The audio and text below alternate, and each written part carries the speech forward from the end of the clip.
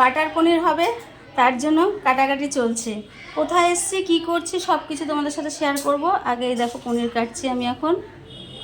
এই সব পনির কেটে নিচ্ছি এক এক করে।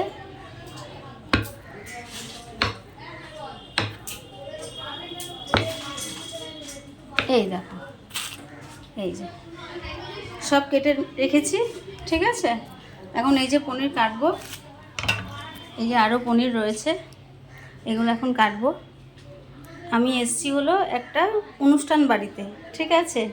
আর দিদিভাই মোটামুটি জুতো সেলাই থেকে চণ্ডীপাঠ সবই করে।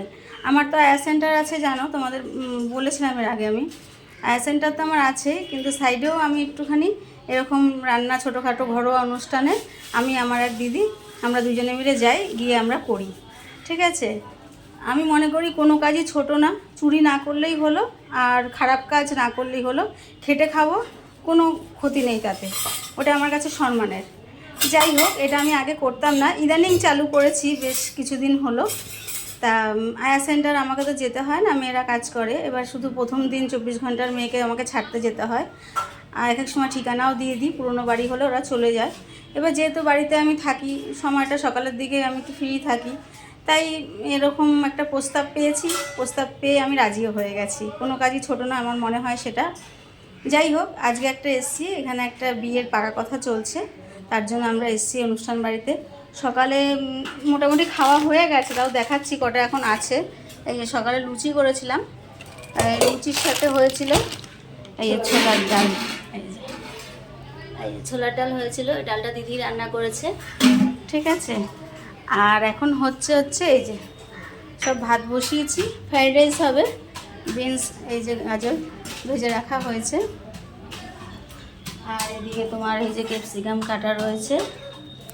সকালে লুচি আর ছোলার ডাল হয়ে গেছে। এখন দুপুরের মেনু হচ্ছে তোমার, আজকে যেহেতু জগন্নাথ স্নান, ওনাদের বাড়ি নারায়ণ পুজো হয়েছে, পাকা কথাও আছে, নারায়ণ পুজো হয়েছে, ওই নিরামিষ মেনু হচ্ছে, মাছ মাংস এইসব কিছু হচ্ছে না।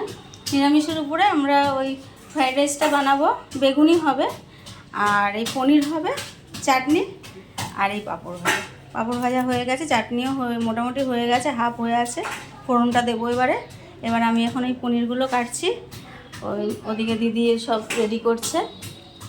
বাটার পনিরটা দিদি বললো তুমি বানাও, তো বাটার পনিরটা আমি বানাবো, আর রাইসগুলো দিদি করছে, আমরা দুজনে মিলেমিশেই করছি। তাই আমার তো তাই মনে হয়, তোমাদের কি মতামত জানিও। খেটে খাবো, কোনো লজ্জা নেই, চুরি না করলেই হলো, বাজে কাজ না করলেই হলো। তাই তোমাদের যদি কোনো দিন কারোর কোনো অনুষ্ঠানে লাগে, যোগাযোগ করবে, গিয়ে রান্না করে দিয়ে আসবো। আশা করি খারাপ খাবে না, এটুকু বলতে পারি। যাই হোক, তাহলে এই ভিডিওটা অবধি থাক, অনেক কাজ রয়েছে, কাজবাজ করে নিই, ঠিক আছে। তোমাদের কেমন লাগলো আমার এই আমাদের রান্না বান্না এরকম অ্যারেঞ্জমেন্ট, একটুখানি জানিও, বা আমি যে এরকম করছি কেমন লাগলো, ঠিক কিনা সেটাও জানিও, ঠিক আছে। ভিডিওটা এই পর্যন্তই থাক, অনেক অনেক ভালোবাসা, সবাই ভালো থেকো, সবাই সবার পাশে থেকো, টাটা।